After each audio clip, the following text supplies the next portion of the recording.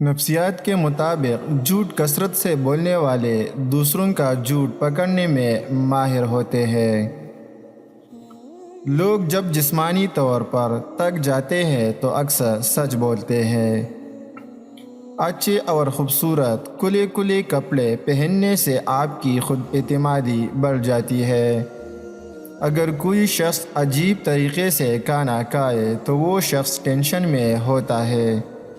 سونے سے پہلے جس آخری انسان کے بارے میں آپ سوچتے ہیں وہ آپ کی یا تو خوشی کی وجہ سے ہوتا ہے یا دکھ کی۔ عورتیں ان مردوں کو زیادہ دیر تک یاد رکھتی ہیں جو ان کو اگنور کرے بنسبت ان کے جو ان کو توجہ دے۔ اپنے محبوب کا ہاتھ تھامنے سے ہماری دماغ سے 100% ڈپریشن ختم ہو جاتی ہے۔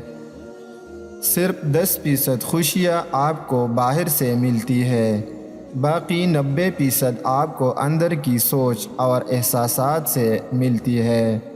لہٰذا خوش رہنے کے لیے دنیا کو بدلنے کی بجائے اپنی سوچ کو بدلے۔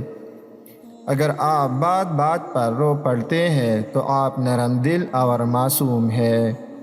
شرمیلے لوگوں میں صلاحیت دوسرے لوگوں سے زیادہ ہوتی ہے، لہٰذا ایسے لوگ ہر مسئلے کو اچھی طرح سمجھ لیتے ہیں۔ جو لوگ کم روتے ہیں وہ بہت کمزور ہوتے ہیں۔